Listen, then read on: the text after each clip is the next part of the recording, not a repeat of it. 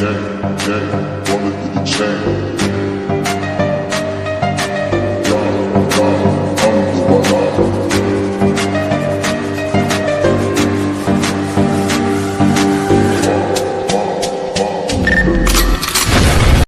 Episode की starting एक ऐसे कैरेक्टर से होती है जिसे हमने इस स्टोरी में एक्सपेक्ट नहीं किया था, जिराया। जिसने नारुतो देखा है उसे जिराया पता ही होगा। जिराया किसी को तो स्पाई कर रहा था।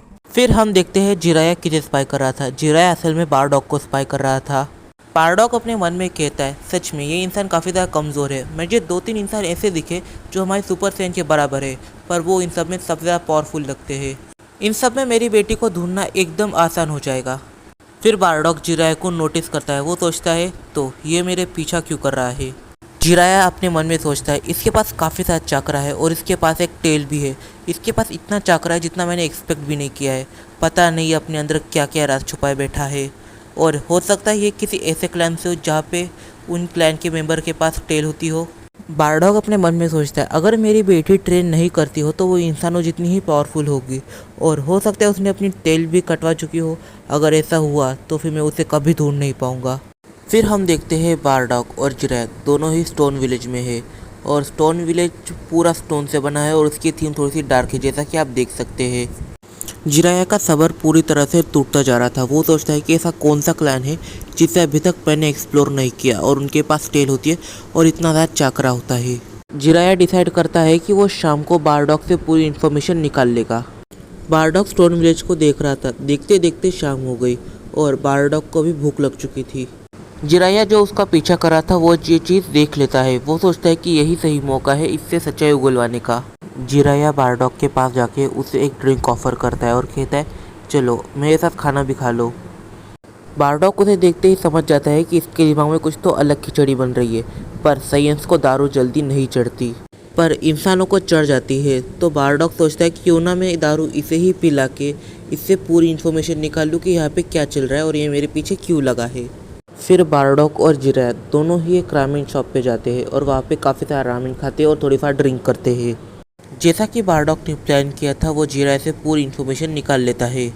जिराया जो पूरी तरह से टल्ली हो चुका था, वो बारडॉग से कहता है, क्या तुम जानते हो मेरे दोस्त, तुम दूसरे ऐसे बंदे हो जिसके पास में टेल देखी और इतना सारा चाकरा देखा है। बारडॉग थोड़ी देर के लिए रुक जाता है और पूछता है, आखिर तुमने उस टेल वाली लड़की को कहाँ पे देखा। जिराया कहता है कि मैंने उस लड़की को हिडन लीफ के पास देखा था, हिडन लीफ और सैंड विलेज के आसपास। क्या तुम जानते हो, जब से हमें वो लड़की दिखना चालू हुई थी, तब जब भी पूरा चांद आता तो ऐसा लगता कि वहाँ पे कोई मॉन्स्टर है, और उस मॉन्स्टर की हाइट काफ़ी बड़ी थी, एक पहाड़ जितनी। हम उस मॉन्स्टर को टेल बीच से बड़ा खतरा समझने लग गए थे। बारडॉग जिराया की ये बात सुन के जिराया को कंधे पे उठा लेता है और बोलता है, अब तुम मुझे रास्ता दिखाओगे। बारडॉग जिराया से कहता है, तो तुमने मुझे अपना नाम जिराया बताया है और तुमने मुझसे ये भी कहा कि तुम किसी लड़की से प्यार करते हो, पर कहने में थोड़ा सा हिचकिचाते हो, तो तुम चाहो तो मैं उस लड़की से तुम्हारे बारे में बात कर सकता हूँ। जिराया कहता है कि ऐसे कोई भी बात नहीं है, मैं तुमसे बस मजाक किया था कि मैं उससे डरता हूँ। असल में मैं उसे काफ़ी बार कह चुका और काफ़ी बार पीटा भी हूँ। वैसे उसका नाम सोनाटे है। वैसे तुम्हारी भी कोई गर्लफ्रेंड वगैरह होगी या फिर कोई लव स्टोरी तो होगी, तो तुम भी मुझे बताओ, मैंने तुम्हें बताई कि नहीं। बारडॉग अपनी कहानी बताता है। बारडॉग कहता है कि सबसे पहले जब मैं एकेडमी में था, मैं टॉप 10 साइंस में आया था और मैं एक लोअर क्लास साइंस था, तो ये मेरी काफ़ी बड़ी अचीवमेंट थी क्योंकि मैंने काफ़ी सारे साइंस को पछाड़ के ये रैंक हासिल किया था। क्योंकि मैं अकेला रहता था तो मुझे इस बात का एटीट्यूड आ गया था, मैं किसी से ज़्यादा बात नहीं करता था, थोड़ा सा अकेला ही रहता था। फिर मुझे मेरे लाइफ का पहला मिशन मिला और उस मिशन में मैंने काफ़ी कुछ अचीव कर लिया, क्योंकि मेरे साथ थे प्रिंस वेजिटा जो आने वाले किंग होने वाले थे। उनके साथ उनके गार्ड्स थे और मैं अकेला था। मैंने सोचा कि मैं अकेले जाके पूरा कोहरा मचा देता हूँ और प्रिंस वेजिटा के साथ इनके गार्ड्स हैं, वो इन्हें संभाल लेंगे। जिराया बीच में ही कहता है, तो मैं गेस करता हूँ तुम बैटल में गए और तुम्हें एक लड़की दिखी जो डरी सहमी सी थी और तुम्हें उससे प्यार हो गया। बारडॉग कहता है, ऐसा कुछ भी नहीं हुआ, असल में मैंने सारे दुश्मनों को ख़त्म कर दिया। और जब ये बात प्रिंस वेजिटा ने किंग वेजिटा से कही, तब किंग वेजिटा मुझसे काफ़ी इंप्रेस हुए। उन्होंने मुझसे कहा कि तुम अपने लिए एक टीम चॉइस कर सकते हो और तुम एक लोअर क्लास सोल्जर होते हुए मैं तुम्हें कमांडर का दर्जा देता हूँ। ना केवल दर्जा देता हूँ, तुम्हें कमांडर बना रहा हूँ अभी से। किंग वेजिटा मुझे काफ़ी सारे मिशन देते थे और प्रिंस वेजिटा जब वो किंग बने तो उन्होंने भी मुझे काफ़ी सारे मिशन दिए, इसलिए मैं सबसे ज़्यादा मिशन कंप्लीट करने वाला सोल्जर बना। नहीं नहीं, सोल्जर नहीं, कमांडर। फिर किंग वेजिटा ने मुझे कुछ टाइम के लिए रेस्ट लेने को कहा, तो फिर मैं कुछ टाइम के लिए रेस्ट लेने के लिए एक छुट्टी पे चला गया और मैं छुट्टी पे पहाड़ों पे गया था। तब मेरी मुलाकात एक लड़की से हुई थी, उसका नाम गिने था और वो मुझे पहले से जानती थी। उसने मुझे प्रपोज किया। जिराया कहता है कि भाई तू इतना मत फेंक, मुझे पता है तुझे किसी लड़की बड़की ने प्रपोज नहीं किया, तुझे एक लड़की ने चाटा मारा होगा, ऐसा कुछ भी इतना मत फेंक भाई तू। बारडॉग कहता है कि हाँ भाई हाँ, पता है मैं ये स्टोरी किसे सुना रहा हूँ जो 4 खंबे पी के टाइट हो चुका है। ये मैं अभी तुझे जो भी बोल रहा हूँ ना, तुझे कल कुछ भी याद नहीं रहने वाला है। फिर सीन शिफ्ट होता है जेनो के पैलेस पर। जेनो का पैलेस जैसा था वैसा ही है, पर यहाँ पे कुछ अलग हलचल है। अभी मौसम ज़रा सा खराब हो रहा है, नहीं? फिर हम देखते हैं ग्रैंड प्रिंस को। ग्रैंड प्रिंस काफ़ी ज़्यादा डरे हुए थे, काफ़ी ज़्यादा हैरान थे। वो कहते हैं अब मैं क्या करूँ। फिर हम एक शैडो को देखते हैं जो काफ़ी क्रीपी तरीके से हंस रही थी। उसकी काफ़ी बड़ी जीभ थी और उसके दांत किसी मॉन्स्टर की तरह थे और उसके बाल काफ़ी ज़्यादा अजीब थे। असल में ये एक परछाई थी, हमने अभी तक इस कैरेक्टर को देखा नहीं है। जब पूरी परछाई हट जाती है हम देखते हैं जेनो को। जेनो जैसा लगता है वैसा बिल्कुल नहीं लग रहा और उसके सर पे बाल भी थे। उसके पैरों पे ऐसा लग रहा है कि अपने आप में एक यूनिवर्स बैठा है। जेनो पागलों की तरह चिल्ला रहा था, गोकू तुमने कर दिखाया, सन गोकू तुम वाकई में मुझे काफ़ी अच्छा एंटरटेनमेंट दे रहे हो। गोकू के नाम से काफ़ी ज़्यादा चिल्ला चोट हो रही थी। असल में जेनो इसलिए हंस रहा है क्योंकि गोकू ने 12 गॉड ऑफ डिस्ट्रक्शन को ख़त्म कर दिया है, ना केवल ख़त्म किया है बाकी उनकी ब्रूटली डेथ की है, जैसे कि उन्हें काफ़ी ज़्यादा पीट पीट के मारा है। देखो अगर मैं उसके बाल की बात करूँ तो पर्सनली मुझे ऐसा लगता है कि उसके पास पहले भी बाल थे, पर उसके बाल इतने छोटे थे कि हम देख नहीं पा रहे थे। भाई मैं ऑफ टॉपिक काफ़ी ज़्यादा जल्दी चला जाता हूँ, तो चलो टॉपिक पे आते हैं। फिर सीन जाता है दूसरे मल्टीवर्स में लॉर्ड अकुमो की तरफ। Lord Akumo mother of all angel से कहते हैं तो इस मल्टीवर्स के ओमनी किंग एक सैयन है, तो क्यों ना मैं उस सैयन से मिल लूँ एक बार, क्योंकि मुझे उससे मिलने की काफ़ी ज़्यादा इच्छा हो रही है। वो इस मल्टीवर्स में कब आएगा?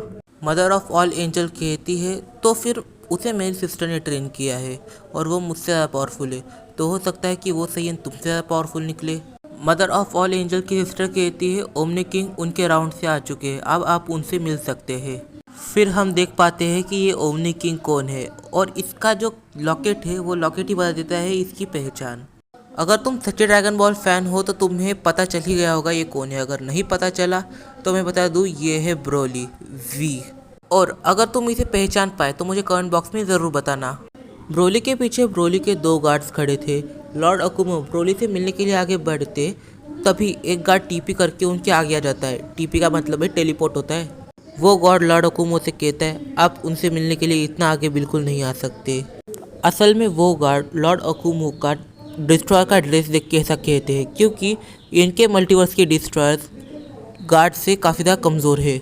ब्रोली उस गार्ड से कहता है गार्ड ज़रा तमीज़ से बात करो, ये हमारे मेहमान हैं, ये हमारे मल्टीवर्स में अभी अभी आए हैं। ब्रोली लॉर्ड अकुमो से कहता है कि आपके मल्टीवर्स में काफ़ी ज़्यादा अजीबोगरीब चीज़ें चलती रहती है, हमारे मल्टीवर्स में ऐसी कोई भी चीज़ नहीं होती, आपका मल्टीवर्स अपने आप में एक पागलपन है। लॉर्ड अकुमो कहते हैं कि हमारी इस पूरी चीज़ का जिम्मेदार जेनो है और काफ़ी हद तक ग्रैंड प्रिंस भी। उन्होंने सारे गॉड्स को गॉड्स रेल्म की ओर भगा दिया, फिर वो सुपर सैयन गॉड हो या कोई भी हो। कुछ साल पहले वो पूरे कॉस्मोस को ख़त्म करने वाला था। उन्होंने लॉर्ड दलामा का भी ख्याल नहीं किया। फिर सीन शिफ्ट होता है ब्रोली के ऊपर। ब्रोली एक जगह पे शांति से खड़ा होता है और किंग सडाला से कहता है तो आपके पास काफ़ी सारा पोटेंशियल है पर आप उस पोटेंशियल को बाहर नहीं ला पा रहे, तो इसमें मैं आपकी मदद करूंगा। प्लैनेट सडाला के किंग कहते हैं कि प्लैनेट सडाला आपके एहसानों के नीचे दबा जा रहा है, तो मैं चाहता हूं कि आप हमारे किंगडम में रहे।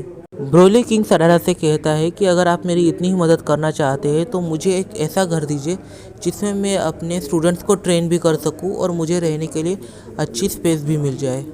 अगर उस घर के आसपास हरियाली होगी तो मुझे काफ़ी अच्छा लगेगा। हाँ भाई हाँ, पता है कि 3-4 दिन के बाद वीडियो अपलोड करी है, तो सॉरी गाइस इस बात के लिए। तो अभी मैंने ये वीडियो थोड़ी सी लॉन्ग बनाने की ट्राई करी है। आई होप आपको ये वीडियो पसंद आई। अगर वीडियो पसंद आई तो वीडियो को कर दिया लाइक और चैनल को कर दिया सब्सक्राइब। तो मिलते हैं अपनी अगली वीडियो में। हाँ, और तुम लोगों में 75% लोगों ने सब्सक्राइब बिल्कुल नहीं किया है, तो जल्दी जाके सब्सक्राइब कर लो। सब्सक्राइब करना फ्री होता है। और जाके मुझे इंस्टा पे फॉलो ज़रूर से कर लेना। तो मिलते हैं अपनी अगली वीडियो में, तब तक के लिए बाय बाय।